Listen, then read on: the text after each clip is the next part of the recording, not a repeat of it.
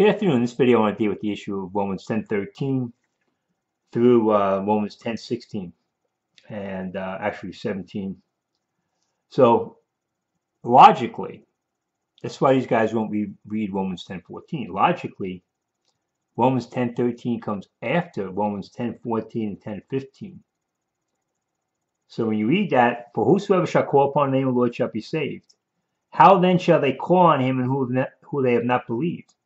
Believing comes before the calling. That's why we won't read Romans 10:14. And how shall they believe in him in whom they have not heard? And how shall they hear without a preacher? So you get this logical order. This logical order of how to get to belief. And the calling comes after the belief. So this is now a logical order. How do people get to believe? And how shall they preach except they be sent? As is written, how beautiful are the feet of them that preach the gospel of peace and bring glad tidings of good things, which is the definition of gospel. So there, 15 and 16 are showing you they all come before Romans 10:13. How then shall they call on him who have not believed? There's your faith. And then it talks about how you get to the point of faith. And then Romans 10:13 comes behind that. For whosoever shall call upon the name of the Lord shall be saved. So that salvation there is not the only eternal salvation. The person's already believed he's been saved. So logically speaking, Romans 10:14, 10:15 logically come before Romans 10:13. Romans 14, and 15 are telling how a person gets saved. And then Romans 10:13 is talking about a saved person who can pray to the Lord for salvation from temporal issues. Logically speaking, it has to be temporal issues because they already believe. These guys are trying to put calling before faith when actually it's faith and then you're calling. That's the logical order. That's why Brian Daniel won't read Romans 10:14. It shows that his logical order is out of order.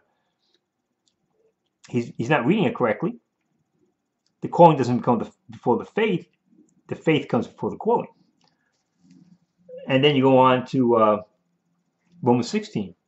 But they have not all obeyed the gospel. How do you obey the gospel? Not by calling, but by faith. For Elias saith, Lord, who hath believed thy report? See, faith. So then faith, not calling, cometh by hearing, and hearing by the word of God. But I say, have they not heard?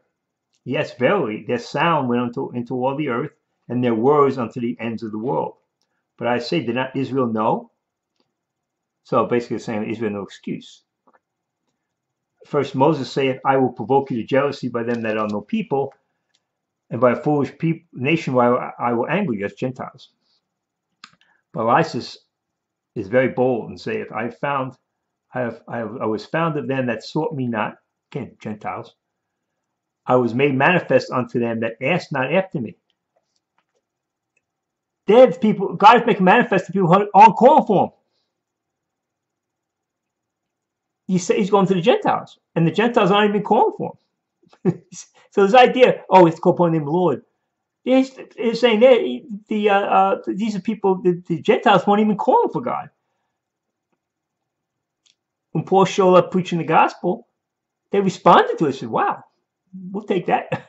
They know. But to Israel, he saith, all day long I have stretched forth my hands unto a disobedient and gainsaying people. They rejected the gospel. Gospel of grace of God, they thought they could make it by works. They thought keeping the law would keep them. That's the righteousness Saul had. Paul, Saul before he became Paul. That was the righteousness he was depending on, the righteousness of the law, and not the faith of Abraham. But I want to show you how illogical these guys are, and why they foul up everything. And that's why the sinner's prayer is so ridiculous. Because the idea is, you look at Anderson, he's got sinner's prayer, he's got the belief first, and then he's got he asking God to save the person. And it shows you the person, as soon as he believes, he's saved. There's no doubt before he even got to sinner's prayer, he's saved, because he's believing the scriptures as they're being told him. So I believe a lot of people, before they got saved, before they even got near the sinner's prayer was even given to them. But the only thing sinner's prayer did is foul them up in thinking when they got saved, how they got saved. But I'll stop with this up. And again, Don't let these guys deceive you. Read the whole context. Romans 10:14 and 10:15 logically are before Romans 10:13. The events of Romans 10:14 and 15 are logically before the event of 10:13. Because it says, how then shall they call on him in whom they have not believed? They can't. And if you look at the Gentiles, I was made manifest unto them that asked not after me. They weren't calling, the Gentiles weren't calling for God. God set aside Israel. Why? Because Israel failed in their evangelism. They were supposed to go out and evangelize Gentiles. They didn't. So we'll stop, put this up, and deal with some other issues in future videos. Amen. Thank you.